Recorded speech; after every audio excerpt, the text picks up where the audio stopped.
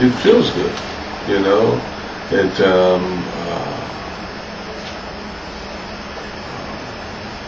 you know, it's an environment, you know, that's not, you know, wrecked by stress. You know, it's an environment where, you know, people feel safe to expose themselves. You know, where individuals, you know, their own pursuit aren't, you know, truly tolerated. Where creativity is, you know, something that's wanted and that's sought after. You know, as opposed to, you know, it being trying to be controlled and used for, you know, only for a few things, you know.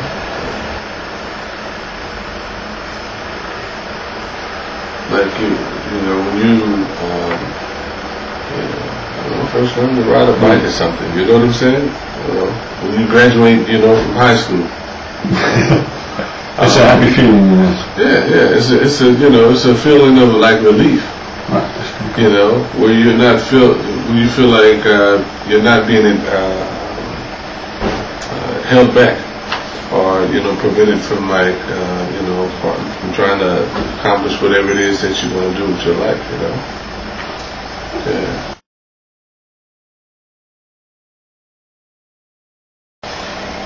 You know, I guess I'm trying to live my life more reverently.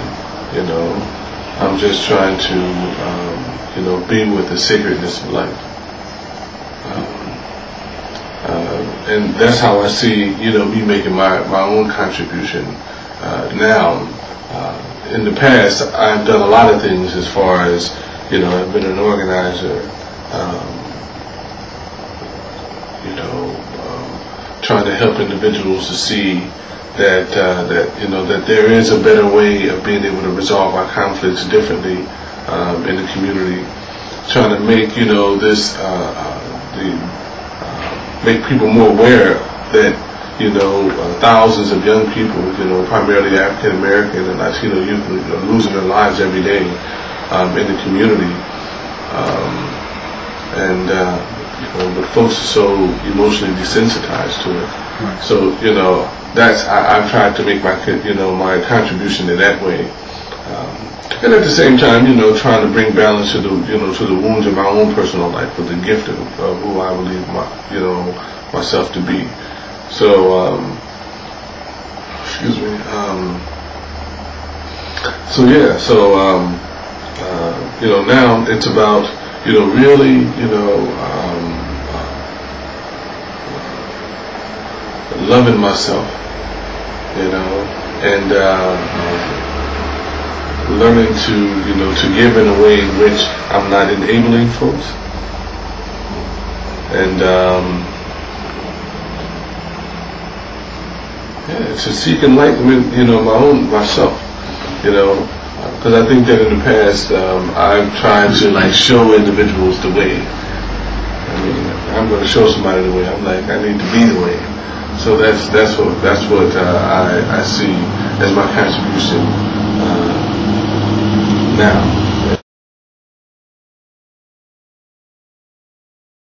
I think that other people can contribute to this dream, or this vision, I would say, right, is by becoming more vulnerable. In a sense. Well, to basically tell their own stories, is to unburden their own hearts by revealing the things that they covered in their own heart, you know, revealing their own secrets, the things that they feel most ashamed about, the things that they promised themselves that they would never tell anyone, you know, that they reveal those things, and learn to behold themselves, also to behold others, to not see people as the experiences that they've had in their life, you know, but consistently hold space for the highest good, you know, to show up in that person. So, you know, I mean, not you know, judging this person by saying that they're bad or good, you know.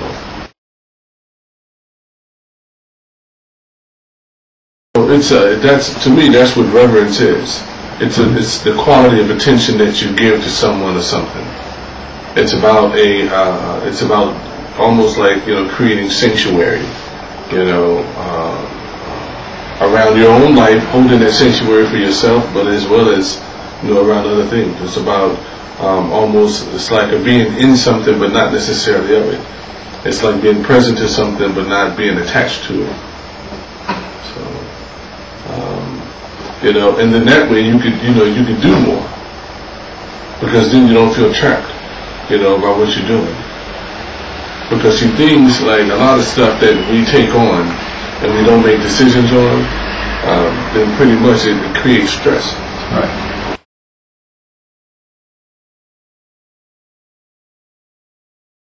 Yeah, well, I mean, it is. It's a practice, you know, and any you know, art is a practice. You know, reverence is a practice. Love is a practice. You know, these things aren't just ideas. You know, you have to you know, engage yourself in the process of it. So it's like, yeah, it takes time. But you can do that. You can separate like conditioned response from, you know, from you know, an actual response in a certain sense. Like, you don't have to necessarily respond the way that society says respond to a certain sort of set of circumstances, or, you know, you don't have to, you know. You can choose your response.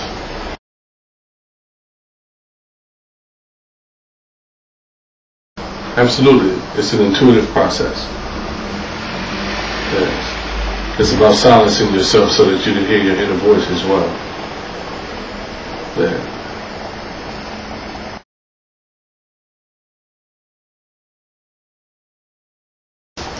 About me, it would be, there's several already, actually. No. Probably